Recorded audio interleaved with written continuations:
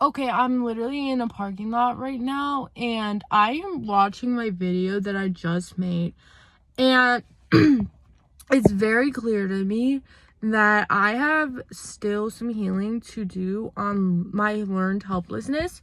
So I'm gonna kind of unpack what this means and what I need to do about it. So in my video, I kind of discussed that one thing that I do is that when I can't tell myself to do anything, I need people to tell me what to do, because if I don't have someone to tell me what to do, I will feel like I don't know what to do. And I will also feel like I don't know where to start or what this is. Now, this could be ADHD too. So this is also a common theme in people with ADHD. But what I was saying is that sometimes when I get into these states, it's weird because if I'm forced out of it, out of this state, I will do so much and I will do it well. But it has to be from someone else telling me what to do. It has to be from an authority figure.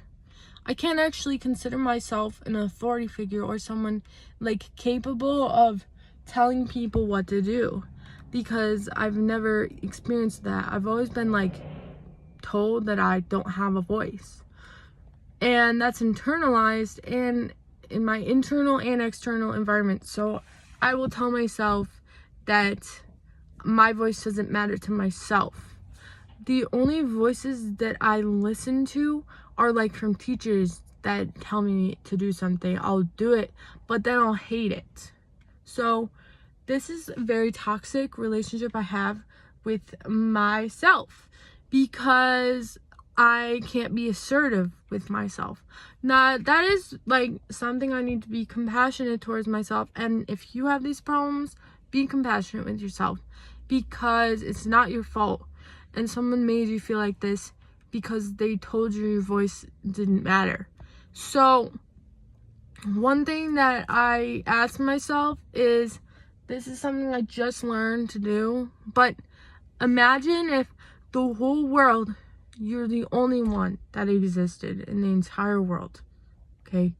What would you do? If no one was telling you anything, what would you do? If you could go anywhere or buy anything you wanted, not anything, but bear with me, if it was a normal day, and you're the only one that existed, and no one else was telling you to do anything, what would you do? What would make you happy? Where would you start? And that is exactly where you should start.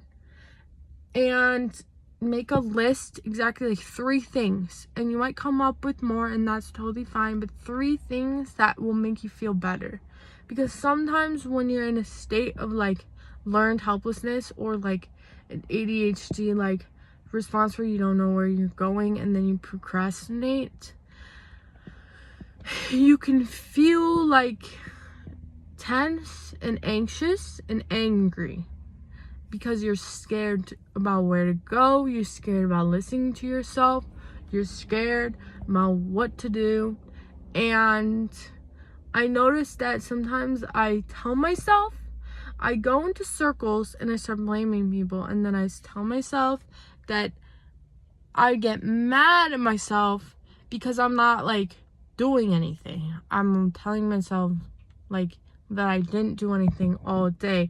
I'll beat myself up over not doing enough.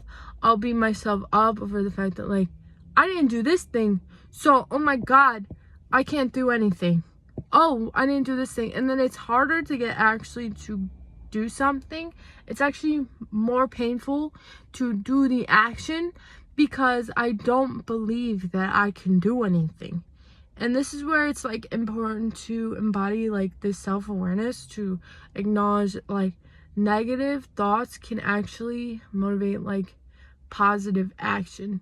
Because sometimes I'll be comparing myself to people, and then I'll just think I can't do anything, and then I'm incapable of anything, and that I'm listening to other people way too much. I'm listening to my inner critic's telling myself that I can't do anything. I used to like beat myself up over procrastination, and like for me at least, like I have so much more potential, but like this part of myself of the shadow is the exact reason why I'm like not doing anything that I should be doing, because I'm afraid that it's gonna be like too much. And I'm gonna like make another video on how this relates to like your identity, as well as like how like sometimes you don't do things because it hurts your identity. So it's like a certain thing that's talked about in psychology. So if you guys want me to make a video on that, or like any other trauma responses that I've learned growing up, just experiencing a lot of like emotional trauma, like, or even bullying, let me know. And like if you like this video, let me know, because it's really therapeutic for me. And I used to make these videos, but now I'm gonna post them because I'm like, these are actually like things other people struggle with. So and I'm also trying to get over the fact that I'm trying to put my face out there, and I'm like super stressed out about that. So yeah, if you guys like this video, let me know, and I'll see you guys in the next video. Bye.